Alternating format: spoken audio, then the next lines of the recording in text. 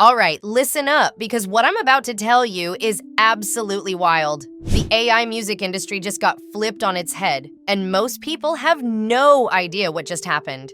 Suno AI, that platform where you type in some words and boom, you've got a full song, just settled a massive lawsuit with Warner Music Group. And this isn't just some boring legal mumbo-jumbo. This settlement is literally reshaping how AI music will work forever.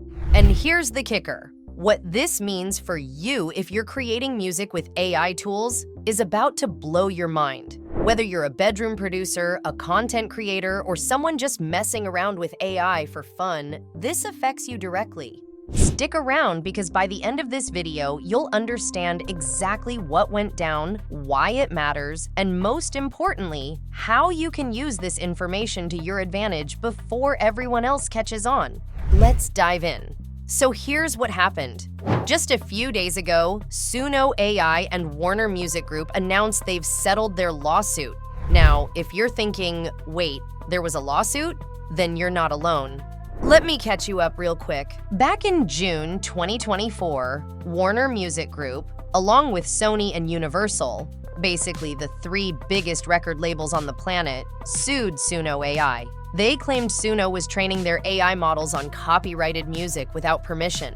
We're talking millions of songs that these labels own the rights to. The labels were furious. They said Suno basically stole their entire catalogs to teach their AI how to make music. And honestly, they had a point. Because when you really think about it, how else does an AI learn to make music that sounds professional without listening to, professional music? But here's where it gets interesting. Instead of this turning into a years-long legal battle that would cost millions and millions of dollars, Suno and Warner just settled. Just like that.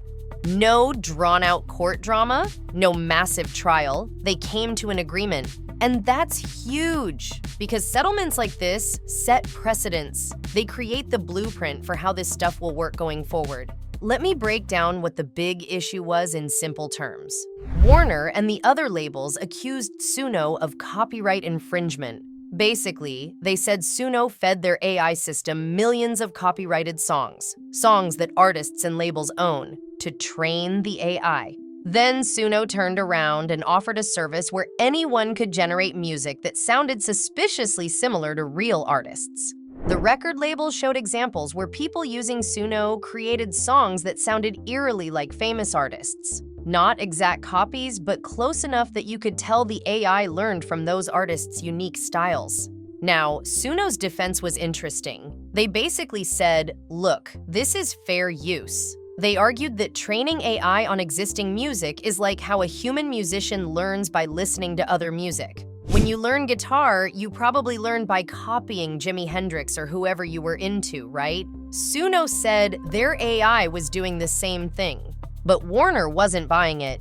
They said there's a big difference between a human being inspired by music and a computer program mass-producing songs that could potentially replace the original artists.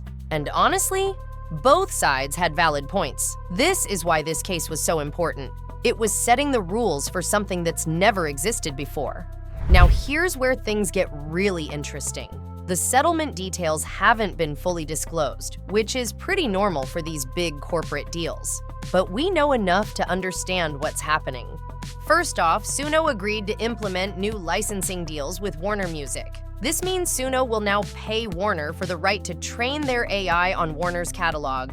This is massive because it legitimizes AI music creation while also protecting the rights of original artists and labels. Second, there's going to be revenue sharing. When people create songs using Suno that incorporate elements Warner owns rights to, Warner gets a cut.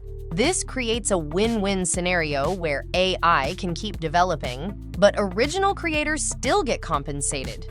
Third, and this is the part nobody's really talking about, this settlement creates a framework. Other AI music companies are watching this closely because now there's a roadmap. They can look at what Suno did and say, okay, this is how we need to structure our deals with record labels. What's fascinating is that Warner was the only major label to settle. Sony and Universal? Their lawsuits are still ongoing, which tells you something about Warner's strategy. They're getting in early, securing their position, and potentially getting better terms by being first to the table. Smart move, honestly. Okay, so why should you care about any of this? Let me explain why this is genuinely game-changing. Before this settlement, AI music existed in this weird legal gray area. Nobody knew if it was legal, if they could monetize it, or if they'd get sued. It was like the Wild West. Some people were making money with AI music, but always with this nervous feeling in the back of their minds. Now, we're getting clarity. This settlement proves that AI music can coexist with traditional music rights. It can be legal, and there is a path forward. For creators like you and me, this is incredible news. It means platforms like Suno can continue operating legally and legitimately. It means if you're creating content with AI music, there's now a legitimate framework protecting you. But here's the flip side, and you need to hear this. This also means the free-for-all is ending. As more licensing deals happen, costs will probably go up. The platforms will need to pay the labels, and eventually, some of those costs will trickle down to users. Right now is literally the golden window. The infrastructure is being built, but it's not fully in place yet. People who learn how to navigate this space right now are going to have a massive advantage over everyone who waits. Let's get practical. If you're using Suno or thinking about using AI music tools, here's what you need to know. First, your content is becoming more legitimate. Before this settlement, there was always a question mark over AI-generated music. Could you use it in YouTube videos? Could you monetize it? Could you release it on Spotify? The answers were murky. Now, with proper licensing frameworks in place, that music has legitimacy. Platforms like YouTube and Spotify will likely become more accepting of AI music because there's actual legal structure behind it. Second, expect some changes in pricing and features. As these licensing deals get implemented, Suno will need to cover those costs somehow. That might mean subscription prices go up, or certain features get moved to higher-tier plans. It's just economics. Third, and this is important, the quality and capabilities of these AI tools are about to explode. When companies have legitimate access to massive music catalogs for training, they can improve their models dramatically. We're talking about AI that can create music that's virtually indistinguishable from human-made tracks. And fourth, new opportunities are opening up. With legitimate frameworks in place, businesses will be more willing to use AI music. That means if you're positioned as someone who knows how to work with these tools, you can offer services to companies, content creators, and artists who need music but don't have the budget for traditional licensing. Let's zoom out for a second because this settlement is about way more than just Suno and Warner. This is the first domino falling in what's going to be a complete transformation of the music industry. And honestly, the entire creative industry. Think about it. If AI can legally create music by licensing from existing catalogs, what about AI that creates videos? Or AI that writes books? Or AI that generates artwork? The framework being established here will influence all of those industries. We're watching history happen in real time, and most people aren't even paying attention. The artists who adapt to this are going to thrive. The ones who resist, they're going to struggle. Because like it or not, AI isn't going anywhere. The question isn't whether AI will be part of music creation. It's how we integrate it in a way that's fair and beneficial. What's fascinating is that this settlement actually protects artists in a lot of ways. Yeah, the AI can make music, but the original artists get compensated.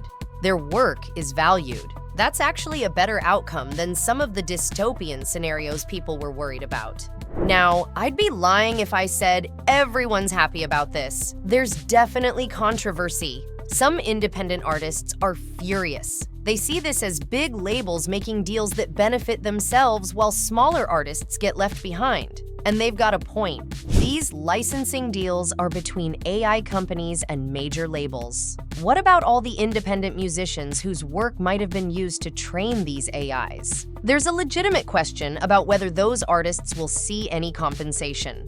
The settlement addresses Warner's catalog, but what about everyone else? Then you've got the purists, people who believe AI music isn't real music and shouldn't exist at all. They see this settlement as a betrayal, like the industry is selling out to technology. On the flip side, you've got tech enthusiasts who think the labels are being greedy and trying to control something that should be open and free. They argue that once an AI learns from music, it's creating something new, and the original artists shouldn't get a cut.